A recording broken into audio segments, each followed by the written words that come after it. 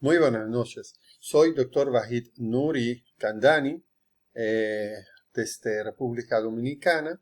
Tengo el placer de presentar en el marco de la educación continua de la Sociedad Cruceña de Medicina Interna un tema muy interesante acerca de cómo hacer análisis, interpretación y redacción de los resultados en un trabajo científico. Puede ser un artículo y también puede ser una tesis. Gracias por la invitación. Gracias a Estela y gracias a Evelyn. No tengo ningún conflicto de interés en esta presentación. ¿Cuáles son los primeros pasos para poder redactar los resultados de una investigación científica? Primero tenemos que saber que la estructura de un artículo está formado por título, autores, resumen o abstract, introducción, metodología, resultados, discusión, conclusiones, referencias y anexos. Yo diría que el título y los autores y el resumen será la cabeza y la cara de un artículo científico o una tesis. Y la parte de metodología, resultado, discusión, conclusiones, referencia, anexos será el cuerpo.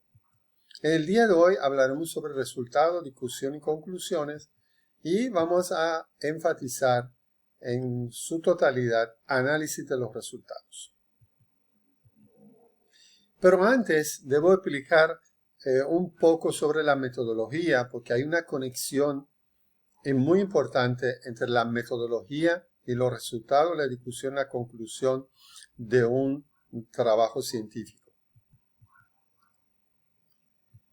Recuerden que los resultados es un apartado de un artículo científico que arroja los datos obtenidos en los experimentos que se han explicado en la sección de metodología. Quiere decir que hay una relación estrecha entre los resultados y la metodología.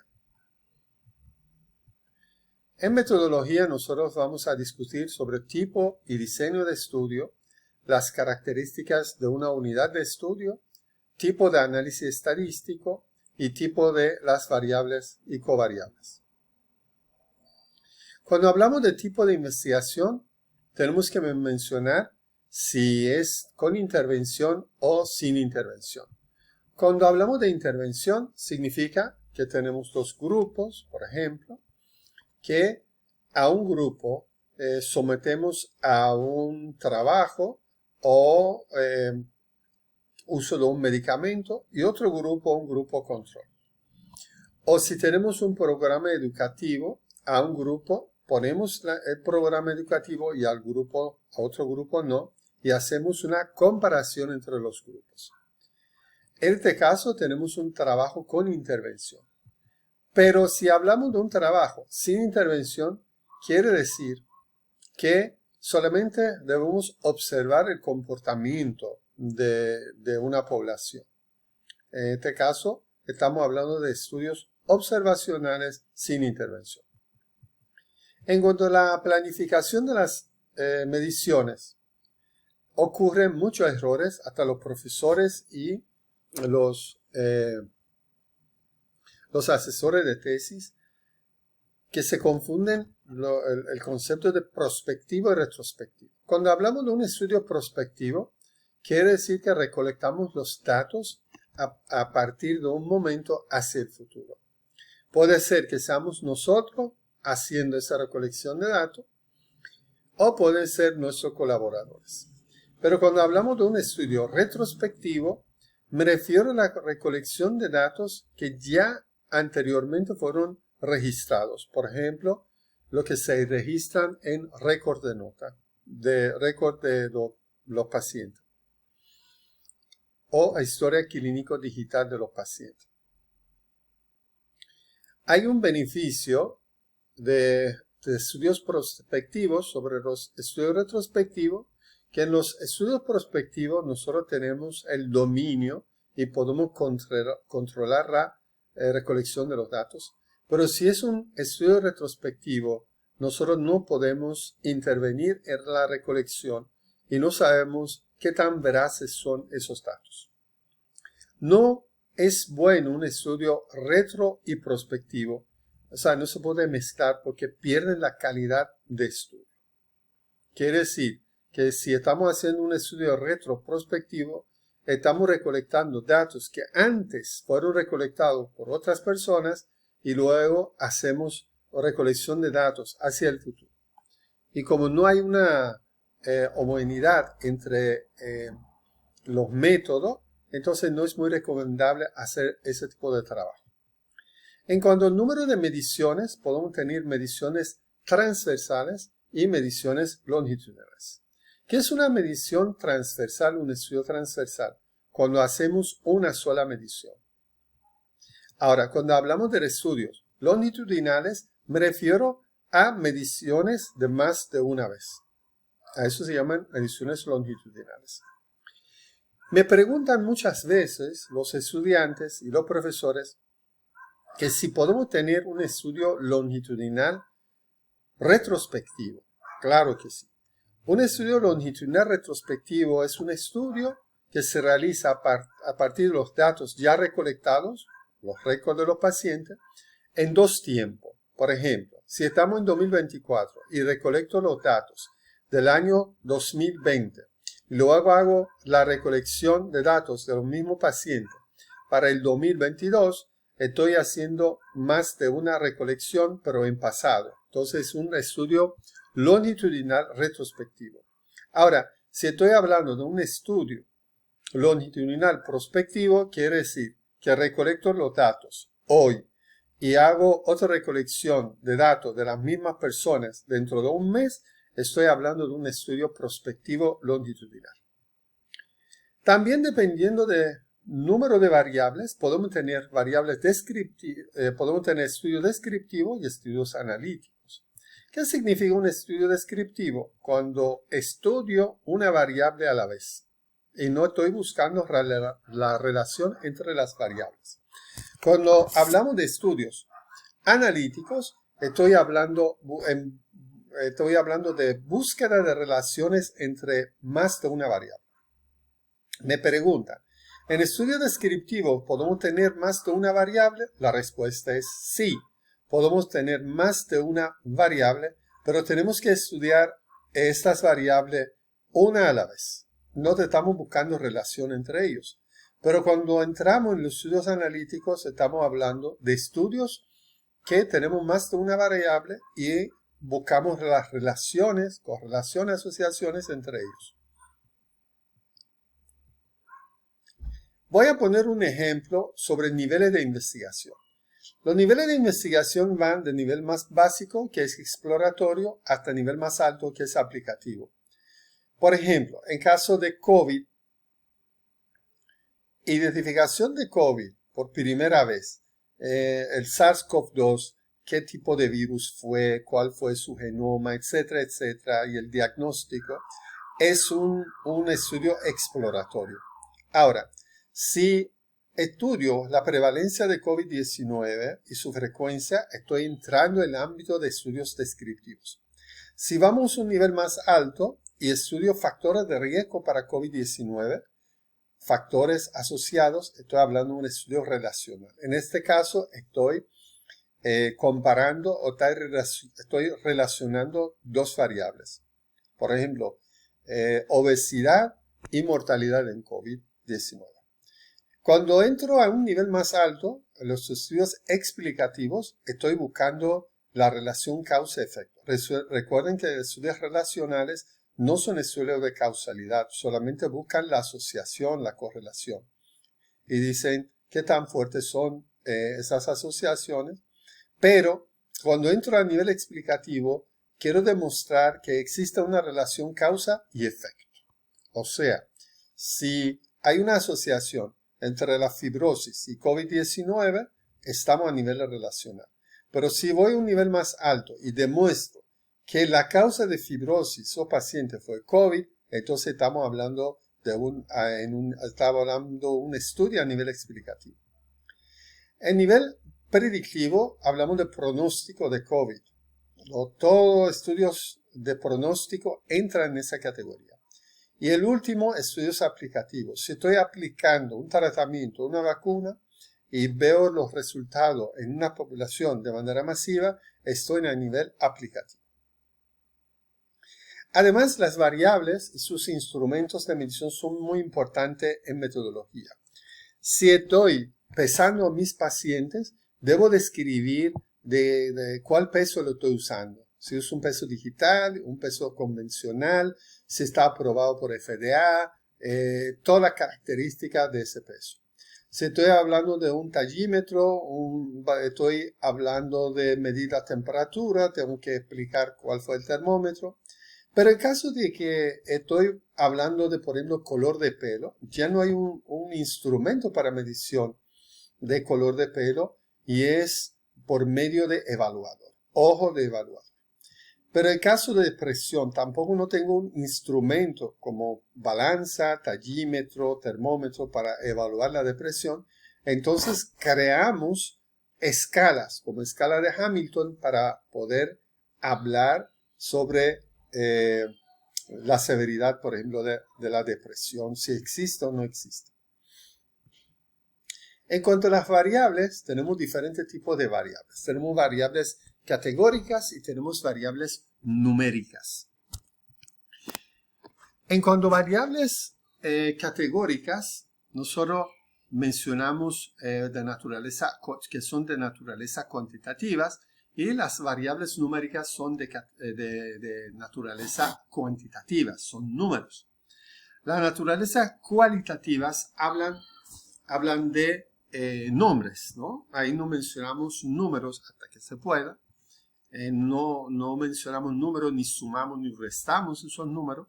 Pero cuando hablamos de variables numéricas o cuantitativas, ahí sí mencionamos los números y podemos hacer suma, resta, etc. Como pueden ver, cuando hablamos de variables categóricas, la naturaleza cualitativa, pueden ser nominal o ordinal. Las nominales no tienen orden en su presentación, no importa cuál va primero, cuál va segundo, pero cuando hablamos de variables ordinal, el orden es importante entre ellos. Puede ser dicotómica, son dos opciones, o pueden ser politómica cuando tenemos más de dos categorías. En cuanto a variables numéricas con naturaleza cuantitativa, podemos tener de intervalo o razón. Voy a explicar eso con más detalle para que me puedan entender. Cuando hablamos de variables de intervalo, tenemos que tomar en cuenta esas características. Las diferencias entre valores tienen sentido. Por ejemplo, la diferencia entre 20 grados y 30 grados es la misma que entre 30 y 40 grados, porque la diferencia es de 10. La diferencia de 20 a 30 son 10 y la diferencia de 30 y 40 es 10. No tiene unos cero absolutos. Por ejemplo, 0 grados de Celsius no habla de ausencia de temperatura. Es muy importante tomar en cuenta esto. También permite operaciones de suma y resta, pero no multiplicación y división. Ahora, cuando hablamos de variables de razón, la diferencia entre valores tiene sentido, como lo que mencionamos antes. Por ejemplo, en este caso, kilogramo. Tiene unos cero absolutos que indican la ausencia. Cuando digo 0 kilogramos, significa que es ausencia de peso. Pero 0 grado no significa ausencia de temperatura. También permite todas las operaciones como suma, resta, multiplicación y división. Es muy importante tomar en cuenta la diferencia entre variables de intervalo y variables de razón. Entonces, es muy importante tomar en cuenta población de estudio. Si estoy trabajando con variables de estudio y estoy buscando la diferencia entre niveles de hemoglobina en una población, esa es la población mía. Ahora bien, unidad de estudio son las personas, pero unidad de observación ya no son las personas, sino 5 cc de muestra de sangre que tomamos de esas personas. Es muy importante, luego de terminar de recolección de datos, por ejemplo, en Excel, debemos organizar y limpiar los datos. Si tenemos datos que no están completos, una persona que estamos estudiando por una población 10 variables y de 100 personas, 10 no tienen datos completos y faltan, por ejemplo, de 10 variables, 8 variables, entonces esa persona no puede entrar en el estudio y mejor limpiar esos datos. Y eso significa que antes de hacer cualquier cosa, cualquier análisis, escribir los resultados, tenemos que hacer una limpieza en los datos. Esa es la parte más difícil, que a veces lleva mucho tiempo para hacer una limpieza, eliminar errores y datos faltantes de trabajo de nosotros, que los registramos, por ejemplo, en Excel.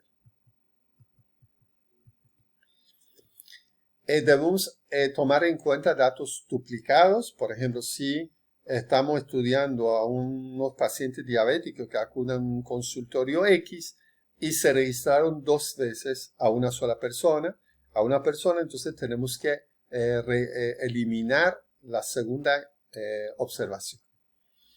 También implementar una entrada de los datos uniformes, tomar en cuenta el uso de herramientas para limpiar los datos. Normalmente yo hago la limpieza en Excel, pero se puede hacer esa limpieza en SPSS. Hay personas que le gustan usar el paquete estadístico para hacer la limpieza, lo encuentran más fácil. También documentar el proceso de limpieza de datos. Si borramos, si eliminamos unos datos, tenemos que explicar por qué fueron eliminados, cuál fue la razón. Ahora, recuerden la estructura de un manuscrito, un artículo científico. Entonces, entramos ahora en los resultados, que es la parte central de nuestra conferencia.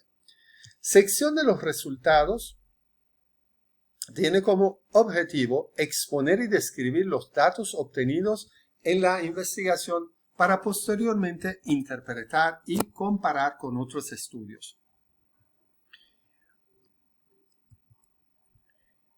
El estilo de redacción es muy importante en los resultados. ¿Cómo debemos escribir los resultados y cuál es el tiempo que debemos usar? ¿El futuro, presente o pasado? La sección de los resultados de un artículo científico debe ser escrita en pasado.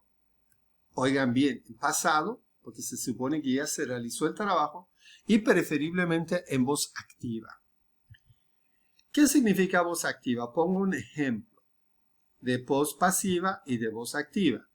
Se realizaron experimentos y se obtuvieron resultados significativos por parte del equipo de investigación. Ese es un ejemplo de voz pasiva. Pero cuando hablamos de voz activa, debemos convertirlo la oración a esa forma. El equipo de investigación realizó el experimento y obtuvo resultados significativos. Esa es la forma más correcta. Eso también es válido para artículos en idioma inglés y otros idiomas. Ahora, pongo un ejemplo, comparo voz activa con voz pasiva. El médico realizó el examen, y voz pasiva es el examen fue realizado por el médico. Voz activa, la enfermera administró la vacuna fue administrada por la enfermera. Y por último, los investigadores publicaron el estudio y el estudio fue publicado por los investigadores. So, voz activa es más recomendable en la redacción de los resultados. El estilo de redacción, seguimos con mencionar que es importante mejorar el ritmo del texto utilizando transiciones y transiciones y secciones que conectan los párrafos y las oraciones. Estamos hablando de transiciones, palabras como además, también, asimismo, igualmente, de igual manera, para que el texto no sea algo aburrido, y también conectores, sin embargo, no obstante, aunque, por otro lado, en cambio, etc. Tenemos que dominar el uso de las transiciones y los conectores. para que los lectores tengan interés de leer nuestro manuscrito y nuestro artículo. ¿Cuáles son los elementos importantes que debemos tomar en cuenta en los resultados? Un contexto introductorio primero tenemos que ponerlo de manera muy breve, que repite la pregunta de investigación y ayuda a comprender sus resultados. Entonces, primero hablamos brevemente sobre esa parte y enfatizamos cuál fue la pregunta de investigación y por qué hicimos eso para responder la pregunta. Informes sobre la recogida de datos, el reclutamiento y o de los participantes, cómo reclutamos los pacientes, ¿no? ¿Cuál fue? Si fue un cuestionario, si fuimos un consultorio médico o no. Eso va en la primera tabla. Una descripción sistemática de los principales hallazgos en orden lógico. ¿Cómo comenzamos? Por ejemplo, si estamos hablando de caracterización del paciente con diabetes mellitus tipo 2, es lógico que primero comenzamos con sexo de los pacientes, después con edad, procedencia, después vamos a ver antecedentes patológicos, etcétera, etcétera. Y al final podemos poner niveles de glucosa, niveles de hemoglobina glucosilada, etcétera. O sea, debe haber orden lógico en cuanto a esas características. También tenemos que tomar en cuenta resultados, dónde van los resultados secundarios importantes, como análisis de subgrupo. Entonces, primero tenemos resultados primarios y luego hablamos de resultados secundarios. Uno de los resultados secundarios son análisis de subgrupo. ¿Qué quiere decir análisis de subgrupo? Si tengo un grupo de pacientes, hombres y mujeres, ¿ok? Y hago un trabajo y la hipótesis después de aplicar trabajo estadístico me da un valor de P mayor de 0.05. ¿Qué quiere decir? Que no hay diferencia estadísticamente significativa entre esas poblaciones.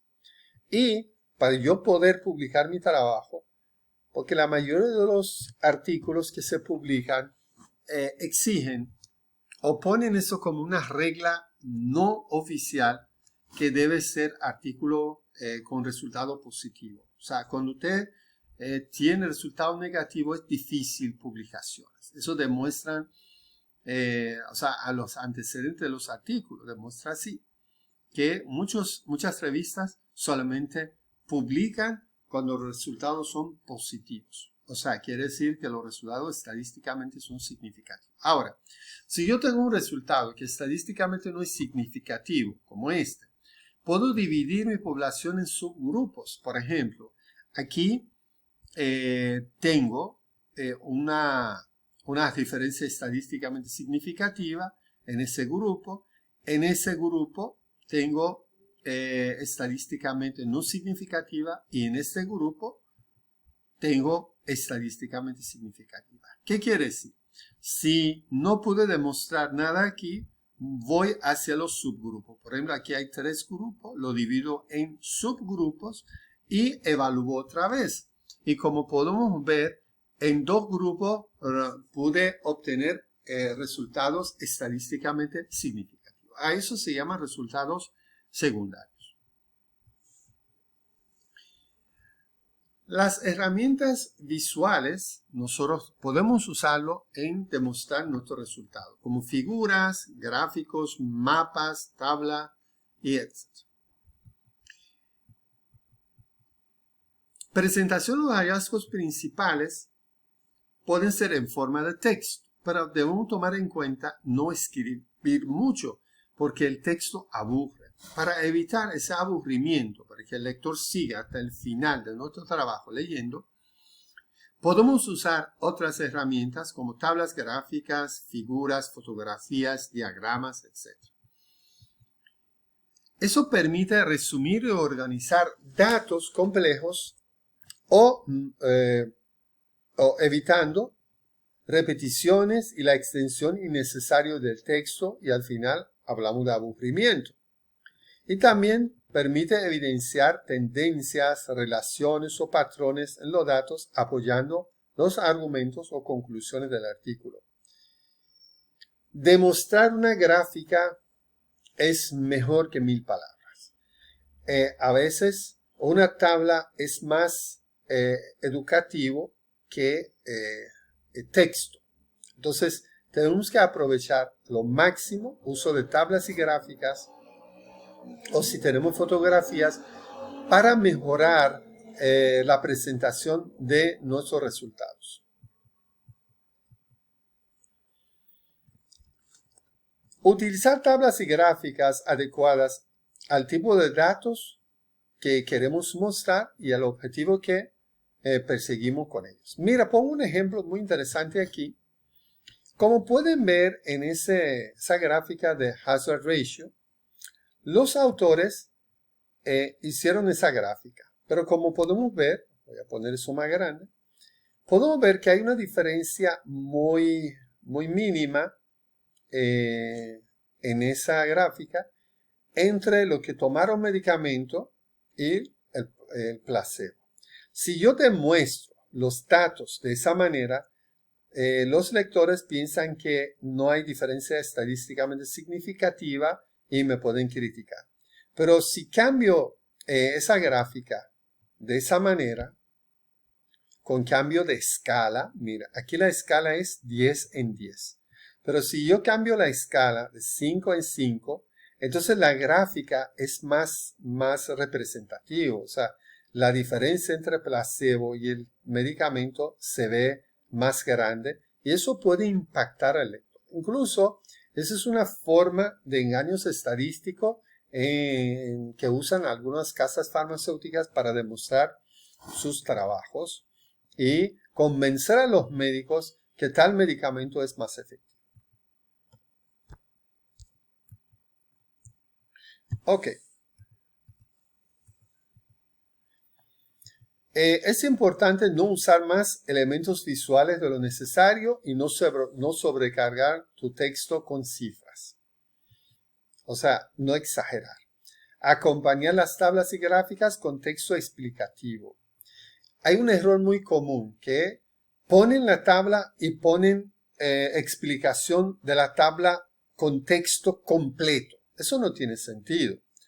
O usted usa texto, o usted usa tabla, o usa tabla con un poco de texto. La parte más importante que puede dar los detalles más importantes de tabla.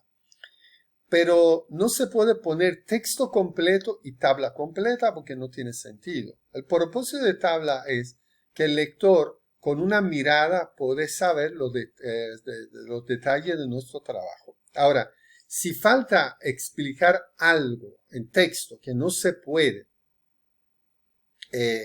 reflejar en la tabla, nosotros podemos también dar una explicación muy breve a la tabla. Las gráficas y los cuadros deben poder sostenerse por sí mismos. ¿Qué quiere decir? Que si yo corto una tabla de un trabajo, por sí sola esa tabla sea válida para su interpretación y su explicación. Que yo no debo necesitar leer el artículo completo para poder interpretar esa tabla. O sea, la tabla tiene que tener su explicación, su título allá arriba y todos los detalles ahí abajo para nosotros podamos entender el concepto de tabla y el mensaje que quiere transmitir. Si pensamos que una tabla o una gráfica solo fuera del artículo es tan explicable como dentro del artículo, logramos. Eso quiere decir que ya podemos alcanzar nuestro objetivo a dar explicaciones correctas a nuestros lectores. Y no debemos repetir toda la información que ya está en la tabla o gráfica, sino solo lo que quizás enfatizar o aclarar. Lo mismo, no pongan tabla y texto completo. Pongan, si es posible, pongan la tabla o la gráfica. Y si es necesario, dar algunas explicaciones breves, enfatizando, aclarando puntos, pero no más de ello.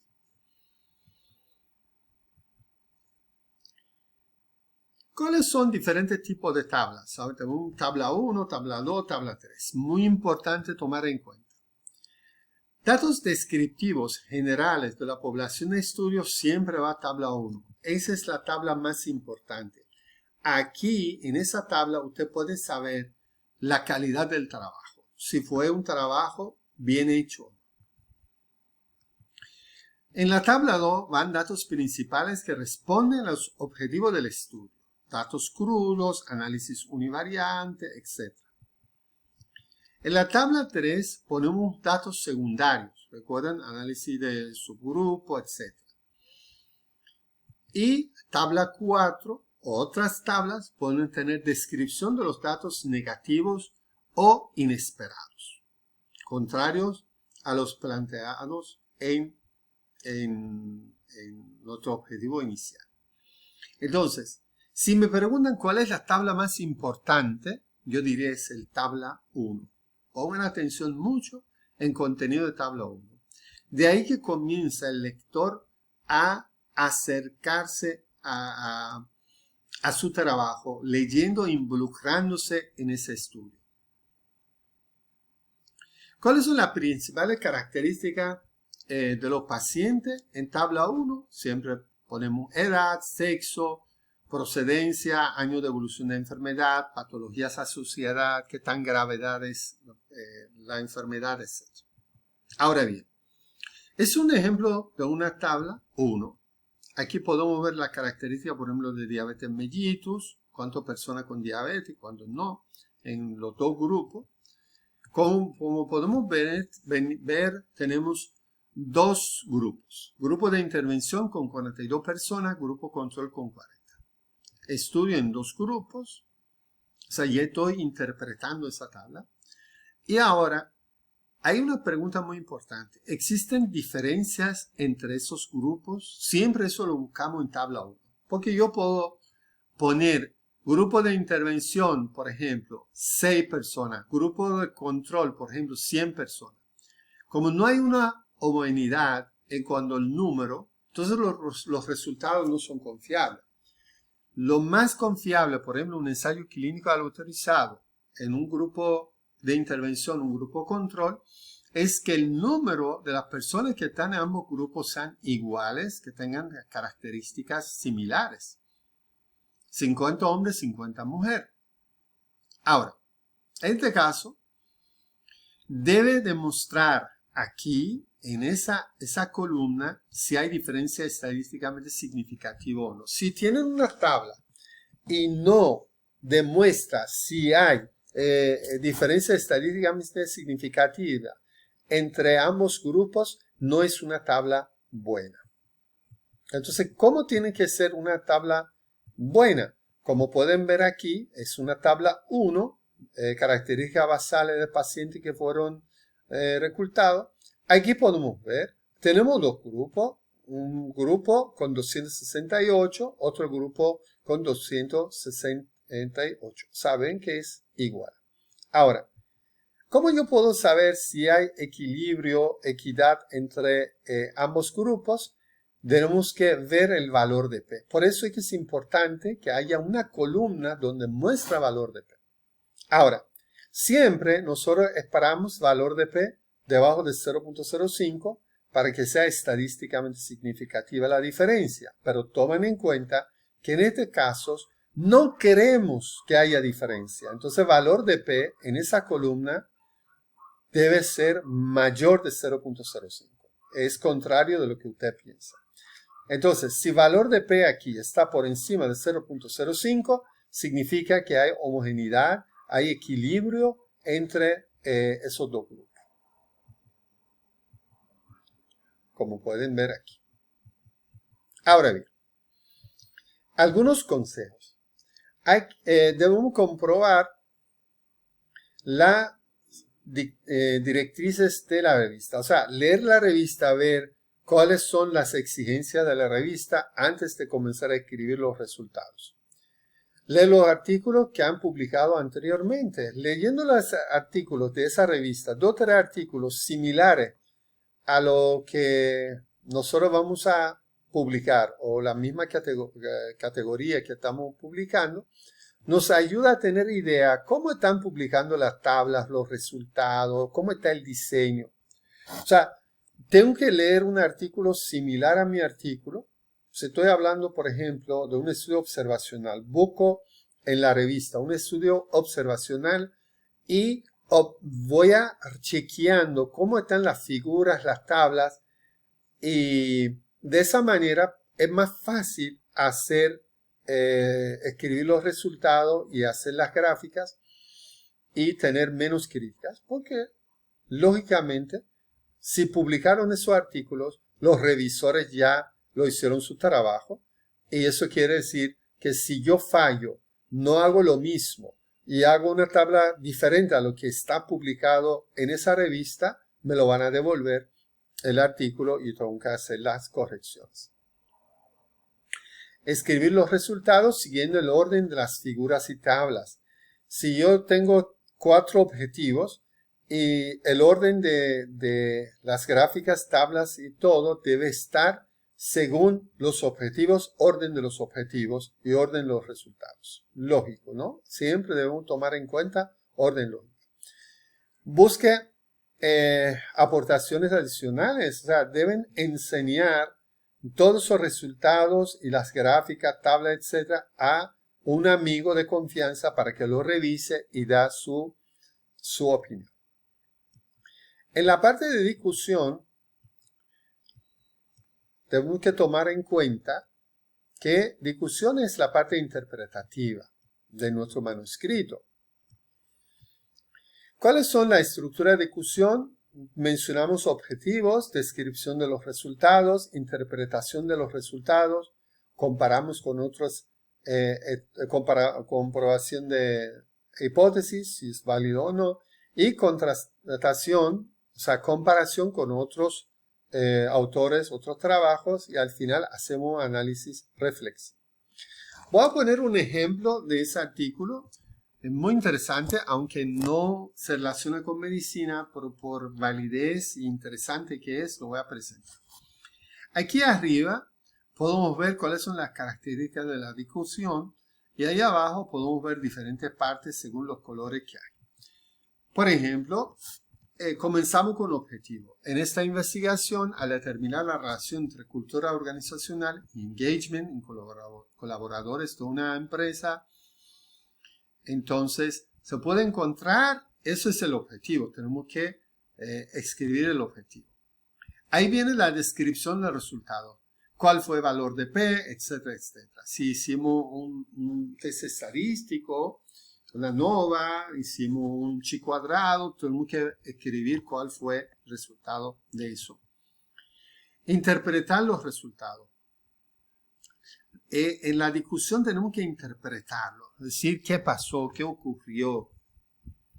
Y comparar la comprobación de hipótesis. Si hipótesis que planteamos, si tenemos hipótesis, ¿fue correcta o no? O sea, ¿vamos con hipótesis nula o vamos con hipótesis alterna? ¿Cuál hipótesis se comprobó en ese trabajo? Y luego comparar nuestro trabajo con otros trabajos. Por ejemplo, aquí menciona varios trabajos y dice cuáles son las similitudes o diferencias entre nuestro trabajo y otros trabajos. Y al final hacemos análisis reflexivo. O sea, qué aprendimos, qué hay que hacer, qué pensamos sobre los resultados. Eso es parte de la discusión. Ahora, pongan atención.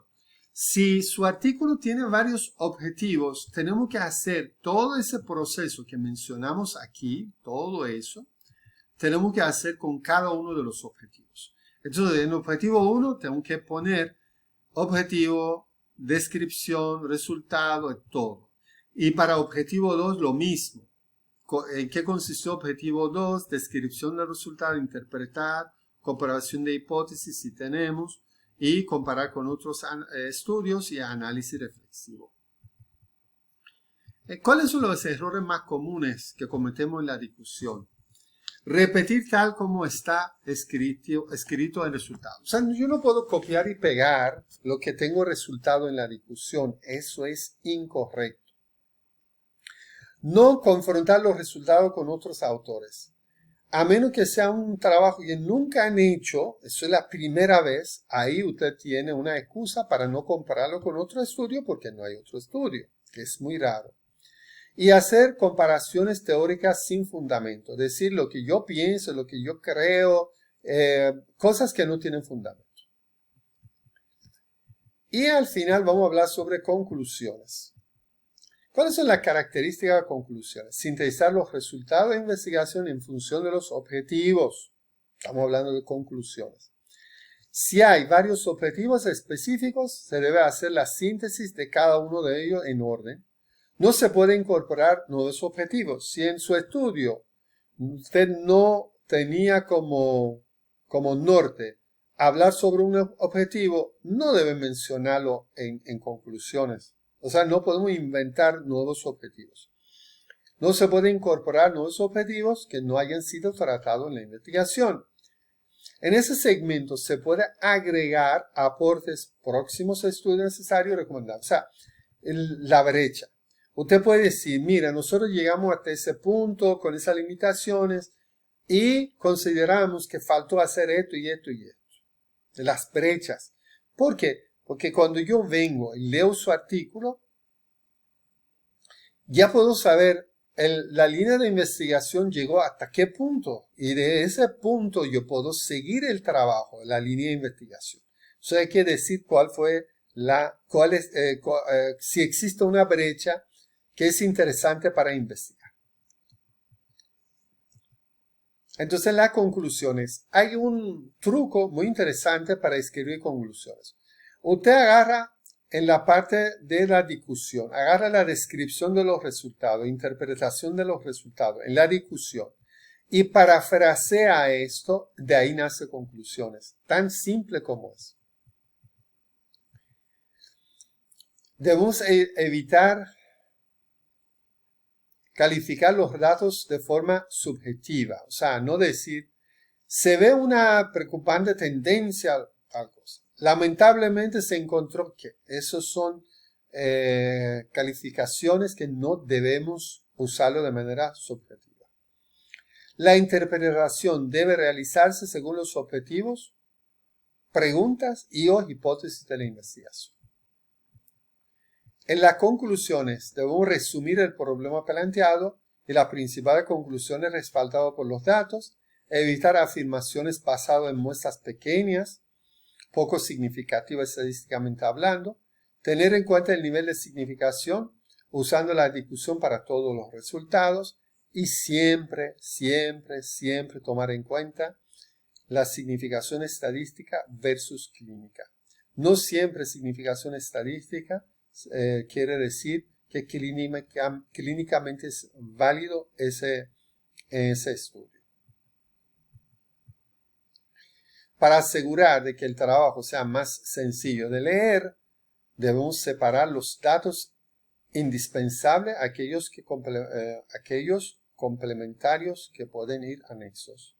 Lo que no es necesario, no cabe ahí, lo que no fue discutido ahí, lo ponemos en anexos. Por ejemplo, consentimiento informado, por ejemplo, el formulario, si tenemos algún documento que no va dentro del artículo, lo ponemos en los anexos. Y por último, termino con ese mensaje. No hay nada más práctico que una buena teoría. Hoy tuvimos una buena teoría. Y recuerden que la investigación y la publicación científica son las herramientas que nos permiten construir y difundir el conocimiento que transforme el mundo. Los invito a seguir explorando, cuestionando y creando con rigor y pasión.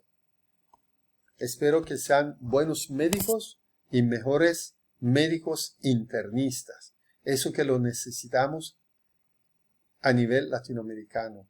Internistas de verdad. Internistas que ven al paciente de manera holística. Muchas gracias por su atención y fue un placer para mí dar esa charla y pronto nos vemos en el congreso de ustedes. Muchas gracias.